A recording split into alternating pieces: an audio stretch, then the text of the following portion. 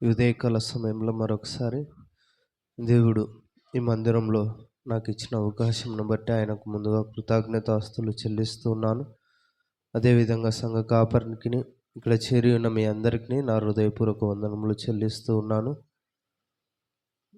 బైబిల్లో నుంచి మనము ఫిలిప్పీయులకు వ్రాసిన పత్రిక 2వ అధ్యాయము 1-8 వచనముల వరకు మనం ధ్యానించుకున్నట్లయితే అక్కడ అపోస్తుడైన పౌలు ఫిలిప్పీ సంఘానికి వ్రాస్తూ ఉన్నాడు.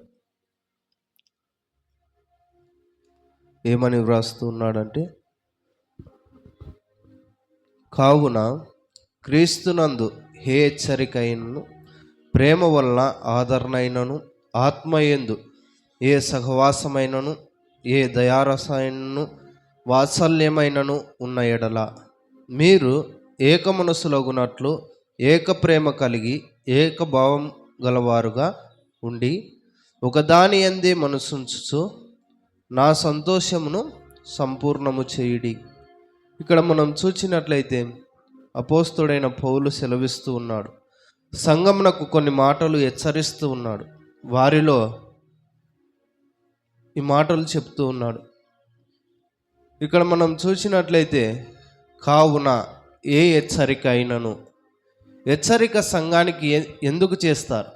వారిలో ఏదైనా లోపం ఉంటేనే ఒక సంఘమును హెచ్చరిక చేస్తారు. లేదంటే ఈ హెచ్చరిక అనే పదం అక్కడ రానే రాదు. వస్తుందా? రాదు. అందుకే పౌలు ఫిలిప్పీ సంఘానికి హెచ్చరిస్తూ ఉన్నాడు. వారిలో ఏమి లేదంట. 2వ వచనంలో చూస్తూ ఉన్నాం, ఏక మనసులగునట్లు. వారిలో ఏక స్వభావం లేకపోయినదేమో ఆ దినాల్లో. అలాగే వారిలో ప్రేమ లేకపోయిందేమో, వారిలో సహవాసం లేకపోయిందేమో. అక్కడికి వచ్చి పౌలు ఫిలిప్పీ సంఘానికి నేర్పిస్తూ ఉన్నాడు, మీరు ఏక మనసులగునట్లు. సంఘము ఏమి కలిగి ఉండాలంట? ఏక మనసు కలిగి ఉండాలంట. అదేవిధంగా ఏమి కలిగి ఉండాలంట? ఏక ప్రేమ కలిగి ఉండాలి. ఏక స్వభావమును కలిగి సంఘము ఉండాలని పౌలు సెలవిస్తూ ఉన్నాడు. వారిలో ఇవన్నీ లేవంట. అందుకే సంఘమునకు నేర్పిస్తూ ఉన్నాడు. నేటి దినాల్లో సంఘాల్లో కూడా మనము కలిసికట్టుగా పనిచేస్తూ ఉన్నప్పుడు వారిలో ఏమీ ఉండదు, ఏక మనస్సు ఉండదు. ఏక మనసు గలవారై ప్రార్థిస్తూ ఉన్నారంటే ఏ ఒక్కరు ప్రార్థించడం లేదు. అందుకే యేసుక్రీస్తు ఈ లోకమునకు తన్ను తాను తగ్గించుకొని మనుషుని యొక్క స్వరూపమును ధరించుకొని ఈ లోకానికి వచ్చాడా లేదా? ఎందుకు వచ్చాడు? మనలో ఏక మనస్సు లేదు, ఏక స్వభావం లేదు, ఏక ప్రేమ కలిగి మనము సంఘంలో జీవించడం లేదు. అందుకే ఆయన రిక్తునిగా, ఏమంట, ఆయన రిక్తునిగా ఈ లోకానికి వచ్చాడంట. ఇంకా మనలో ఏమున్నాయంట? 3వ వచనంలో చూస్తూ ఉన్నాం, కక్ష చేతనైనను వృధాతిశయము చేతనైనను ఏమియూ చేయక వినయమైన మనసు గలవారమై ఒకరినొకడు తనకంటే యోగ్యుడని ఎంచుచు మీలో ప్రతివాడును తన సొంత కార్యములే మాత్రమే గాక ఇతరుల కార్యములు కూడా చూడవలెను. అందుకు కింది వచనంలో చూస్తూ ఉన్నాం, క్రీస్తు యేసునకు కలిగిన ఈ మనస్సు మీరు కలిగి ఉండుడి. సంఘంలో మనం జీవిస్తూ ఉన్నప్పుడు ఏ ప్రేమను కలిగి ఉండాలంట? యేసుక్రీస్తు కలిగి ఉన్న ప్రేమను మీరు కలిగి ఉండుడి. ఆయన స్వభావంను మీరు ధరించుకొనుడి. అలాగే ఆయన అడుగుజాడల్లో మీరు నడువుడి అని అపోస్తుడైన పౌలు ఫిలిప్పీ సంఘానికి రాస్తూ ఉన్నాడు. కొన్ని సందర్భాల్లో పౌలు ఆయా సంఘాలకు చెప్తూ ఉన్నాడు. ఏమని సెలవిస్తూ ఉన్నాడు? ఏమని చెప్తాడంటే, అక్కడ ఉన్న కొన్ని సంఘాలకు చెప్తూ వెళ్తూ పౌలు కొన్ని సంఘాలకు వ్రాస్తూ ఉన్నాడు, నేను యేసుక్రీస్తును పోలి నడిచి ఉన్న ప్రకారం మీరు నన్ను పోలి నడుచుకొనుడి. ఎందుకంటే మనసుల్లో సహజంగా కొన్ని క్వశ్చన్స్ వస్తాయి. ఆయనంటే మహాత్ముడు, ఆయనంటే దేవుడు, ఆయన నడుచుకోగలడేమో. మనం ఎంతటి వారము, మనం నడుచుకోగలమా, మనం చేయగలమా అని అంటామా నమ్మా? చాలా సందర్భాల్లో ఆ మాటలు మనలో వచ్చే ఉంటాయి. అందుకే అపోస్తుడైన పౌలు సెలవిస్తూ ఉన్నాడు, నా గత జీవితం నేను జ్ఞాపకం చేసుకున్నప్పుడు, నా గత జీవితంలో నేను జీవిస్తూ ఉన్నప్పుడు క్రైస్తవులు అనబడిన వారిని ఎందరినో నేను హింసించాను, కానీ యేసు నిమిత్తమై నేను మారలేదా? ఆయన స్వభావం నేను ధరించుకొనలేదా? తాను ఈ లోకంలోనికి వచ్చి తన్ను తాను తగ్గించుకున్నట్టుగా ఆయన్ను బట్టి నేను ఈ లోకంలో తగ్గించుకొనలేదా అని పౌలు సెలవిస్తూ ఉన్నాడు. బహుశా మనలో చూసినట్లయితే ఆ తగ్గింపు స్వభావం లేదేమో, ఆయన స్వభావం మనలో లేదేమో, ఆయన వలె మనం తగ్గించుకొనడం లేదో, ఆయన స్వరూపాన్ని మనం ఇంకా ధరించుకొనడం లేదేమో. అందుకే పౌలు అప్పుడు ఫిలిప్పీ సంఘానికి సెలవిస్తూ ఉన్నాడు. ఈరోజు పరిశుద్ధాత్మ మనకు కూడా తెలియజేస్తూ ఉంది, మనం ఏ మనసును ధరించుకోవాలంట? క్రీస్తు యేసును కలిగిన ఈ మనసును మీరు కూడా కలిగి ఉండుడి. ఆ మనసు మనము కలిగి ఉండాలంట. అందుకే 6వ వచనంలో సెలవిస్తూ ఉన్నాడు, ఆయన దేవుని స్వరూపం కలిగిన వాడై ఉండి దేవునితో సమానంగా ఉండుట విడిచిపెట్టకూడని భాగ్యమని ఎంచుకొనలేదు, కానీ మనుషుల పోలికగా పుట్టి, ఏమంట? మనిషిని పోలికగా పుట్టి దాసుని స్వరూపం ధరించుకొని తన్ను తానే రిక్తునిగా చేసుకొనేను. ఈ వచనాన్ని మనం ధ్యానించుకున్నప్పుడు, తండ్రి లోకమునకు ఎవరిని పంపించాలి, లోకమునకు ఎవరిని పంపిస్తే లోకంలో ఉండే నా కుమారులు మార్చగలుగుతారు, వీరందరూ మారు మనసును పొందగలుగుతారని తండ్రి ఆలోచన చేసినప్పుడు, తండ్రి చాలామందిని ఎన్నుకున్నాడు, కానీ వారిలో ఏదో ఒక లోపం దేవునికి కనిపించింది. ఏదో ఒక లోపం. దేవుడు అనుకున్నాడు, ఒకవేళ మోసేను పంపిస్తే ఎలా ఉంటుంది? ఆయన కూడా కొన్నిటిలో ఓడిపోయాడు. అలాగే అహరోన్ను పంపిస్తే ఎలా ఉంటుంది? ఇతడు కూడా ఎన్నోసార్లు భయంతో వణికిపోయి ఉన్నవాడు. ఇతన్ని పంపించినా లాభం లేదు. అదేవిధంగా దావీదును పంపిస్తే ఎలా ఉంటుంది అని కొన్ని సందర్భాల్లో దేవుడు ఈ లోకంలోకి ఎవరిని పంపిస్తే నా ప్రజలు ఈ పాపంలో నుంచి విడిపించబడతారని ఆలోచిస్తూ ఉన్నప్పుడు ఏ ఒక్కరిలో చూసినా ఏదో ఒక తప్పు కనిపిస్తూనే ఉంది. అందుకే తాను ఏం చేశాడు? తన అద్వితీయ కుమారుణ్ణి ఈ లోకానికి పంపించాడు. తాను ఎలా వచ్చాడంట?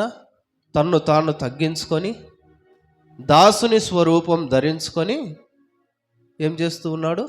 ఈ లోకంలోనికి వచ్చాడు.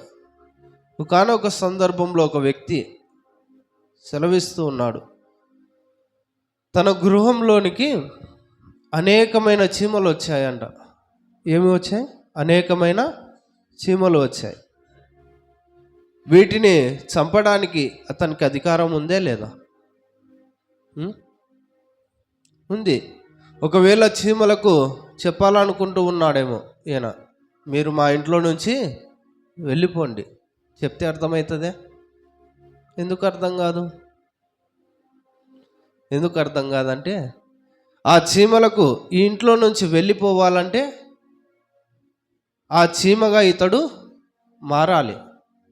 అలాగే దేవుడు కూడా మన కొరకు ఏమై ఉన్నాడంటే, మనం పాపంలో నుంచి విడిపించబడాలి అంటే మానవుని యొక్క స్వరూపం ధరించుకోవాలి.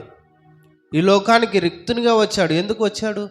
మన పాపముల నిమిత్తమై, మనం చేసిన అతిక్రమముల నిమిత్తమై తన్ను తాను తగ్గించుకొని రిక్తునిగా ఈ లోకంలోనికి వచ్చి మానవుని యొక్క స్వరూపమును ధరించుకొని ఈ లోకంలో మన కొరకు ఏం చేశాడు? క్రయధనముగా ఆయన ఆ సిలువలో మరణించాడా లేదా? అందుకే మనం ఏం కలిగి ఉండాలంట? ఏం కలిగి ఉండాలంటే 2వ వచనంలోను 3వ వచనంలోను అవన్నీ మనలో నుంచి తీసివేసుకోవాలి. మనము ఏక మనసు అగునట్లు, ఎందుకంటే క్రీస్తు మనకు నేర్పించిన మాదిరిలో మనము జీవించాలి. ప్రేమ కలిగి ఉండాలి, సమాధానం కలిగి ఉండాలి. అందుకే పౌలు సెలవిస్తూ ఉన్నాడు. ఇవన్నీ మనలో ఉన్నాయి. మన జీవితాల్లో కక్షలు ఉన్నాయి, క్రోధాలు ఉన్నాయి. అలాగే మన జీవితాల్లో సంతోషం అనేది లేదు. సంఘంలో జీవిస్తూ ఉన్నప్పుడు ఒకరి నిమిత్తమై ఏక స్వభావం కలిగి ప్రార్థించే వారంగా మనము లేమని అపోస్తుడైన పౌలు సంఘమునకు సెలవిస్తూ ఉన్నాడు. ఈ దినాల్లో మనం కూడా అలానే ఉండాలి. ఎలా ఉండాలి? ఏక మనసు కలిగి ఉండాలి. ఎందుకంటే దేవుని యొక్క వాక్యం సెలవిస్తూ ఉంది.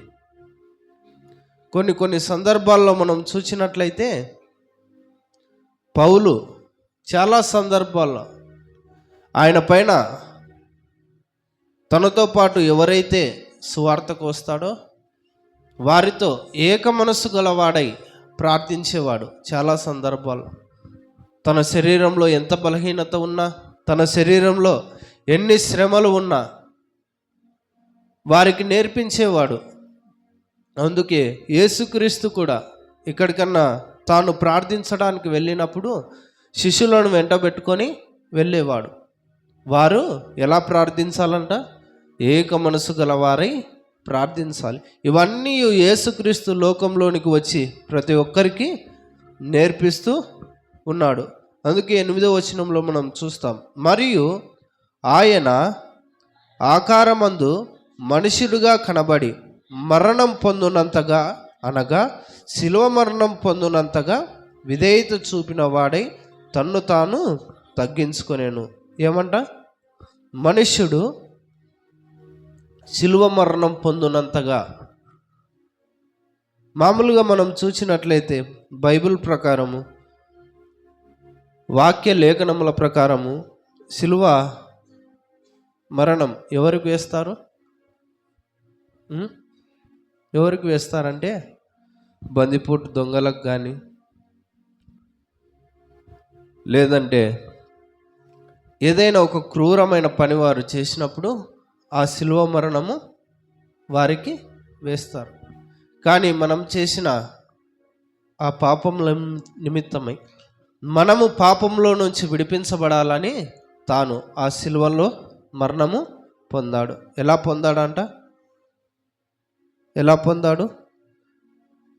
శిలువ మరణము పొందునంతగా విధేయత చూపిన వాడై తన్ను తాను తగ్గించుకొని, నీ కొరకు నా కొరకు తాను శిలువ మరణం పొందునంతగా తగ్గించుకున్నాడు.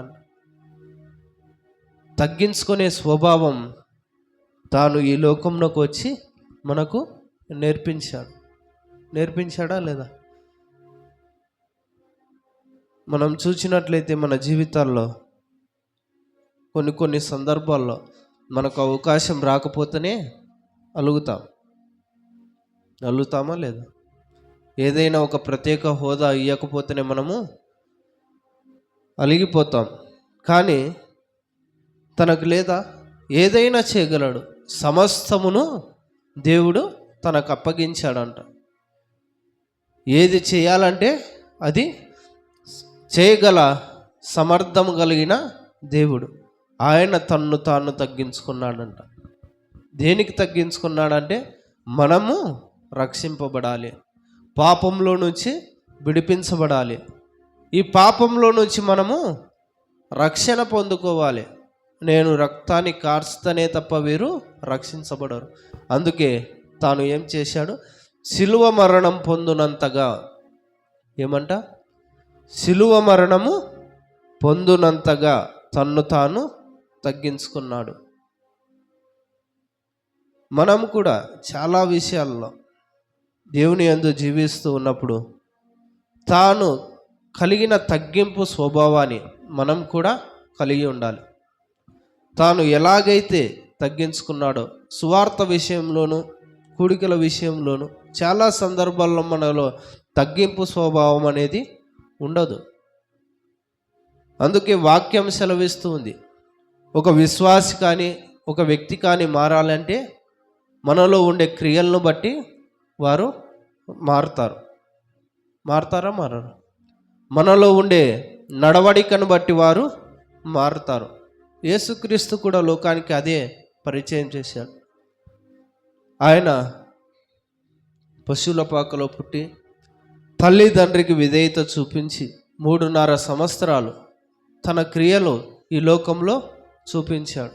పరిశుద్ధునిగా జీవించాడు. ఈ లోకంలో పాపం అనే ఈ లోకంలో పాపం తనకు తగలకుండా పరిశుద్ధునిగా జీవించాడు. తన్ను తాను తగ్గించుకున్నాడు.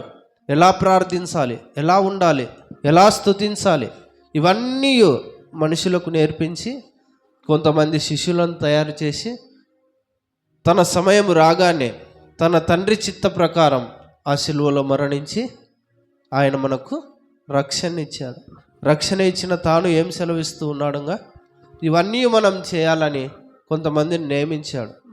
అందుకే ఈరోజు మనము కూడా ఆయన మనకు చూపించిన మాదిరిలో మనం నడవాలని దేవుడు ఆశిస్తూ ఉన్నాడు. ఈ మాటలన్నీ పౌలు ఫిలిప్పీ సంఘానికి సెలవిస్తూ ఉన్నాడు, హెచ్చరిస్తూ ఉన్నాడు. ఈరోజు మనల్ని కూడా ఆ పరిశుద్ధాత్మ హెచ్చరిస్తూ ఉంది. మనం ఏమి కలిగి ఉండాలంట? ఏక మనస్సు కలిగి ఉండాలి, ఏక ప్రేమ కలిగి ఉండాలి. అదేవిధంగా ఏం కలిగి ఉండాలంటంగా